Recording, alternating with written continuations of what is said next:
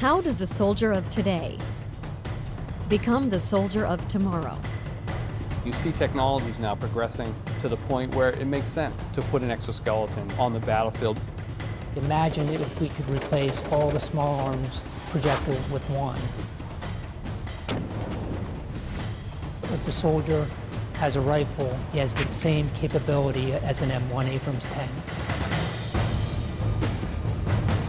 Cloaking is essentially invisibility.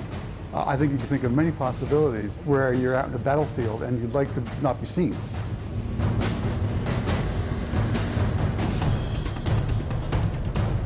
Making warfighters and their gear lighter, stronger, and safer with more firepower. Ensuring America's future soldier is a decisive weapon.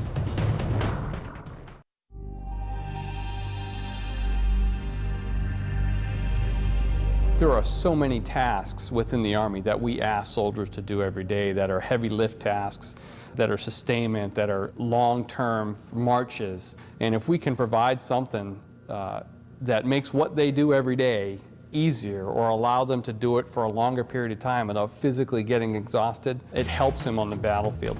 Whether it's advanced sensors, whether it's running faster, to be able to carry a heavier load for a longer distance, a device that knows you, that can learn you, and if it needed to, it knows how you walk, so maybe it takes you back.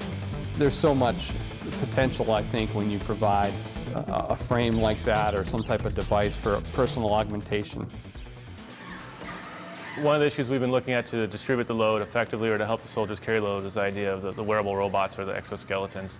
We looked at the full body exoskeleton as well as just strictly a lower body, and where the lower body is just carrying the backpack load, and a full body has the ability to either do that or carry a manual load carriage in the arms. At this point, the engineering has demonstrated that it can work. So the next question is, as physiologists and biomechanists come together with engineers, the question is how well will it work? If soldiers are expected to carry 120 pounds and walk at 3 miles an hour in the field, we're certainly going to evaluate it to that degree in the lab. And one of the things that we've gotten smarter with over the years is that you can't just take a novel piece of equipment and expect someone to wear it. So as we get smarter in our research protocols, we've been building in more and more learning time, familiarization. It's an interesting feedback that we get. Some of the soldiers felt like they were more used to carrying the backpack by itself without the device because that's what they're used to, whereas other volunteers felt like they'd rather feel the effects of the device than rather have to feel the effects of the load on their shoulders. We've tested 2 prior versions, and each time we're seeing incremental improvements in how well it works. Our long-range research plan is to be able to address things in a very isolated environment here in the lab, and then to grow that research out and start getting into the field more. You have to enhance the soldier's strength to enable him or her to carry what they need to carry, giving him a better fit to the equipment that we have and actually designing and building equipment around his needs. The exoskeleton is an option that we have. It can provide considerable strength to carry things. One of the disadvantages is cost. And the question is the maintenance. The question is who would be wearing the exoskeleton, on what missions.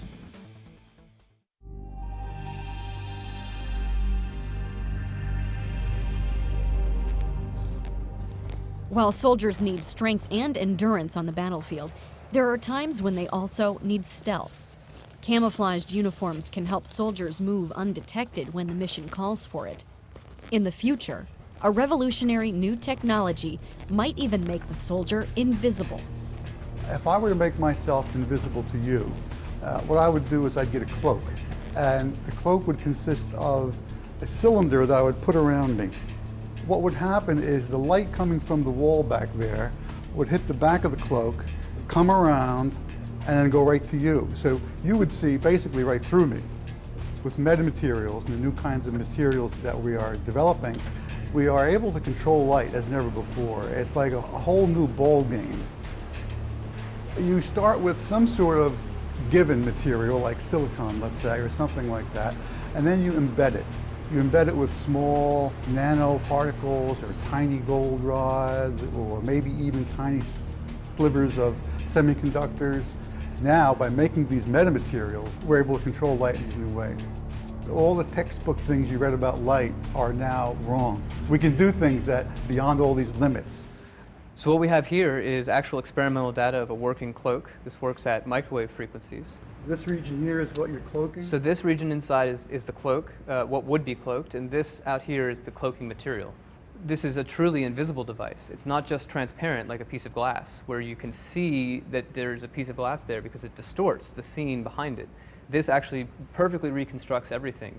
The Duke group did a very important experiment when they verified these ideas using microwaves, long waves. It proved that the concept of cloaking, the concept of metamaterials, the transformation that was used to make the light go around, it proved all those things were correct. But its limitation is that it was at one specific wavelength and not a visible wavelength. So there's 1,000 challenges in bringing that up to the visible. One of the most advanced concepts is the conformal cloak. And that's like a blanket. That's something that you could put around any object. Now the thing about a tank is it doesn't change shape too much. It moves and so forth, but there you know the shape, and then you could design a conformal cloak that fits right on the metal and render it invisible. Anything that fits around a person or an object, so a shirt, it could be the uniform, or it could be a blanket they put around themselves. I think the applications are widespread. It's just that we're not ready to build things like that yet. They're just years off. It's going to be a while before soldiers have cloaking devices, but that's the ultimate goal.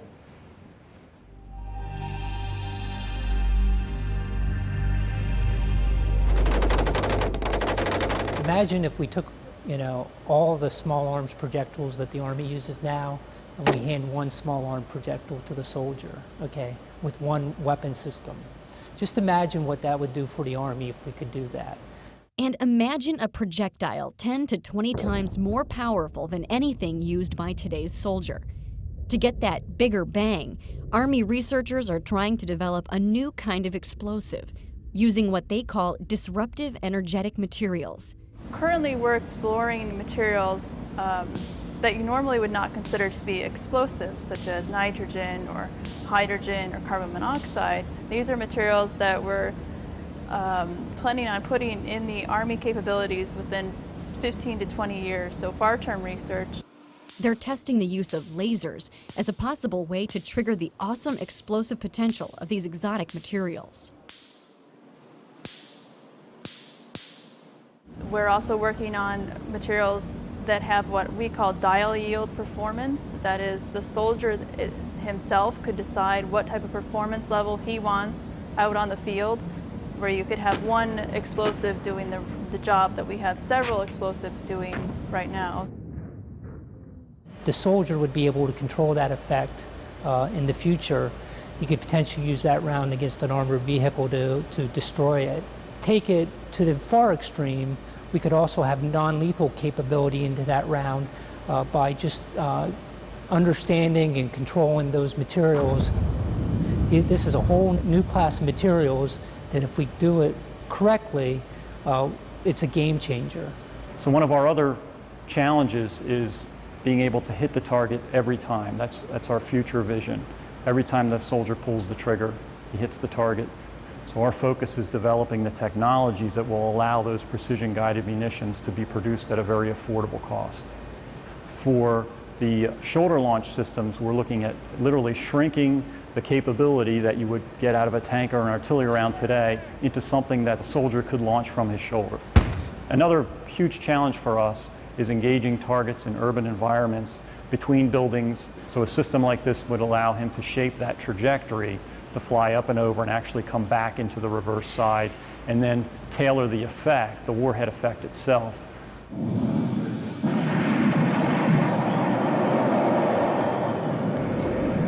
Full spectrum capability in the hands of the individual soldier. Tank-like lethality. So one round that would replace many, many rounds is where we see the future of lethality going.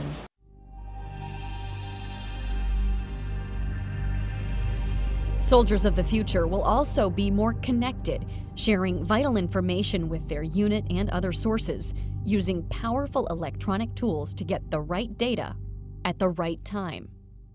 You have to limit the information to what the soldier needs to function. Situational awareness will be coming to him from sensors. He has to have his own sensors. Just getting into a good position, over. We've got to make sure not only soldiers can talk to each other by voice comms and by messaging. On top of that, you've got to communicate with all the different sensors on the battlefield. This includes everything from the unmanned aerial vehicle to unmanned ground vehicle, so something you might kick out into a building before you enter. If you're carrying something like the any kind of ground soldier system, hopefully we can get that down to a smartphone. Like when you want soldiers A and B to go to place C, like, you know, just go up to them and grab them and shove them over there. Well, that's the team leader's technique, right? When a platoon leader wants somebody to go somewhere, he can drive what's called a chem light on the screen. That tells them instantly where to go. So when a platoon leader wants two squads to maneuver, you know, kind of around building X and the other one to come up to the front of building X. So with the screen, hopefully you'll just be able to say, you here, you there. You give him the information that he needs in terms of where he has to go, who is with him, how, you know, what you should look out for on this road, what's the experience. You would be able to sense infrared, sense invisible, have a receiver for your radar. You could put the optic, slide the optic off of your helmet, and the optic would tell you there is an unknown at 800 meters to your front, moving from left to right.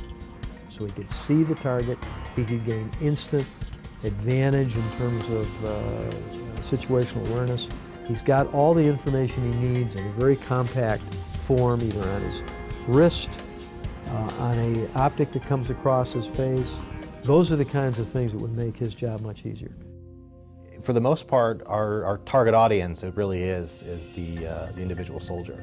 That typically is, again, looking at developing the beginning stages of technology that is, for the most part, going to be used by the soldier on the ground. You can have applications that enable you to plan new routes in a more efficient manner. Ways in which you can display information coming from a forward operating base in a more efficient fashion. Or custom tailoring displays and custom tailoring technologies to the individual roles within a squad. So instead of everybody getting everything, then you have the right information in the hands of the right people at the right time. And all of that kind of builds together to make the soldier more efficient. As a result, we're looking at the brain and the body in the context of the mission. So we are really concerned with the soldier and their environment. And researchers are exploring the use of sensors to tap a soldier's brain power as a way to monitor and even improve their performance. These systems, by their nature, have to be located on the head, which means they have to be located under a helmet. When a soldier is subject to a blast or is subject to a ballistic event, a bullet that hits them in the head, well, those pieces of metal that would be inside of a helmet then become secondary projectiles. So any type of design that is dependent upon metallic sensors probably not going to be able to be deployed in helmet, in battlefield types of situations. So some of the things that we've been working on are foam-based sensors. So sensors that use conductive fabrics and conductive foams that can actually be part of the protective element of the system, and then they could actually be integrated with the foam padding of the helmet. It's critical for us to get the best sort of measurements that we can. So some of the sensor work that we're doing right now is really aimed at getting those measurement capabilities to a point where we can actually really use them in the real world as our soldiers are moving through urban operations, moving through cross-country terrain. And sometimes we can pull off signals from the brain that are that signify when when a person has, for example, identified a target and may not even be conscious that they have. The future soldier might even have the ability to control a computer device through a direct link to the brain, hands-free. One of the more straightforward applications that we can think of is how can we utilize brain signals to actually directly control our interactions with the computing system. The approach of brain-computer interaction technologies is to design systems that function naturally with the way in which soldiers' brains function to effectively perceive and process information. when you actually do these types of brain-computer interfaces, trying to take away the burden of manual interaction with the computer system, well, you know, it's actually quite effortful. So some of the things that we can do in the laboratory, obviously, they take some time. Army researchers are also focusing on new ways to keep the future soldiers' high-tech gear powered up and ready. You think about the soldier, you know, people are thinking about the soldier, what power requirements he has. You think about there's computing, there's communications, and there's displays, and I think all those arenas there's potential for reduced energy demand. We're trying to get to a 5-volt battery. That would potentially extend the capability of the battery by roughly 30%. Translate to soldier, you know, roughly 1/3 less batteries he'd have to carry, or 3 times mission duration for the same battery. A lot of our stuff right now on a sort of standard soldier gets powered by its own battery, but not all of it, not like all of the communications, for example. How do we go ahead and try to integrate all of those power sources, maybe into one common power source, or do some kind of breakout of some powered by each individual battery and some powered by a central power source? And what are the problems if we think even bigger than that and say, how do we power a mission? And how do we get a small combat unit or a tactical small unit? How do you distribute power among that squad? And how do you distribute parts of a power generator or something among that squad? You're losing some individual capability. The Army is putting together a doctrine called operational energy. And part of the doctrine says, hey, I want to be able to use energy more efficiently, reduce reliance on fuel and recharging and battery resupply. So I want to be able to produce and use energy locally wherever possible. So, this is where some of the alternatives come in. And then we're looking at some alternatives besides batteries. We're working here on fuel cells and some fuel cells that may be able to use a variety of different fuels. Even more sort of further out there might be developing wireless technology so that within a radius of whatever number of miles we need, everything in that radius will be powered without you having to do anything or carry anything.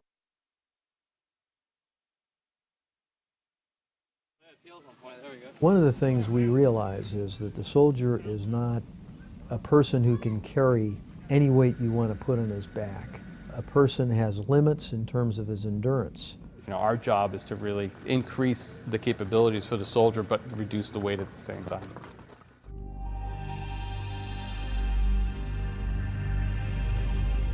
From the science and technology point of view, it's a total ground-up development effort at headgear design.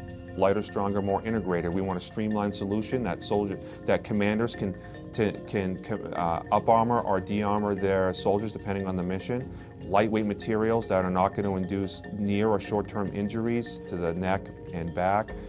Lighter materials for improved mission performance, and just the overall streamlined system. We're looking at the balance and the center of gravity of the helmet from the biomechanical point of view, and then to go along with that, we're taking a look at the weight of the helmet, obviously, to reduce soldiers' load. We're investigating some new heads-up display technologies, more particularly see-through heads-up display. You have that micro display, it's a solid piece of equipment, and it reduces your field of view. So we're looking at technologies that will help open up that field of view and give the soldier more peripheral vision. Soldiers are experiencing a lot of wounds to the face due to secondary blast over effects, whether it be glass, rocks. The different communities are looking for some sort of lower face protection that they can add on if they want to. If you want to be able to protect against every single threat that's out there, you're going to have a 10-pound helmet, which is not going to be good for the soldier. Not only for their situational awareness, but the short term, they're being able to accomplish their mission. Long term, possibly long-term disability or injuries. The idea is that we're always on the hunt for new materials that are going to give us a decisive advantage. The future helmet technology here we see largely in exploring new materials to address what we would consider new issues. Rifle protection, blast resistance. Historically, helmets have been designed for ballistic resistance. They have not been designed for blast. But as you know, it's an increasing concern, like what's the impact of blast on the soldier? And that's what we're exploring now, is how do we reduce the incoming impulse to the helmet and actually ultimately to the brain.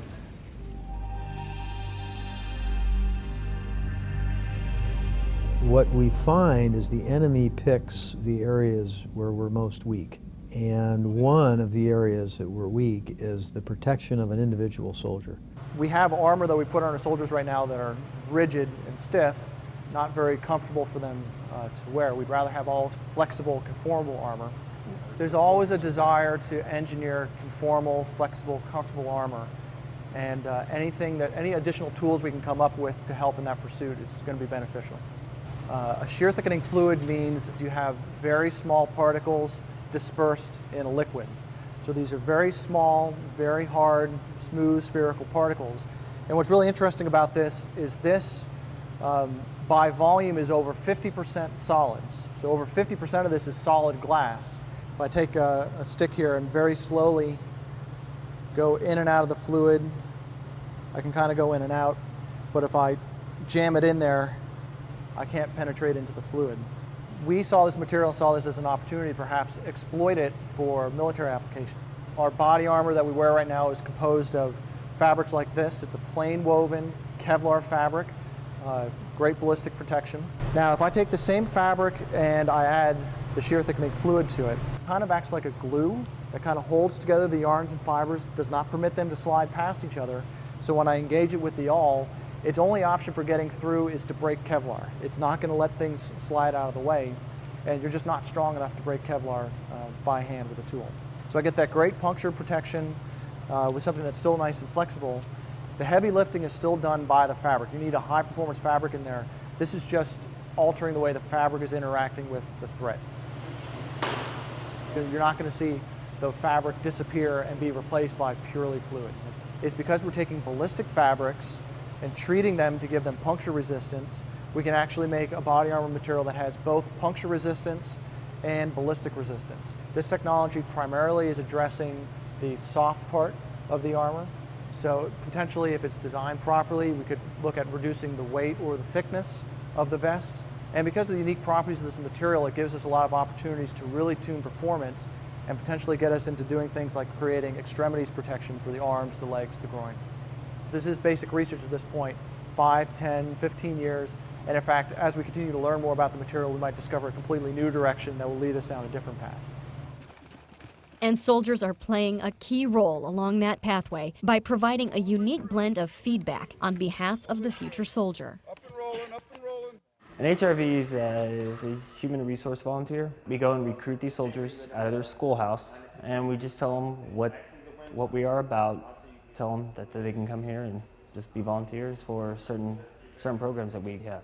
Typical cycle, we can have anywhere from 25 to 33 volunteers, depending on how many studies are going on. They're each here for approximately 90 days each.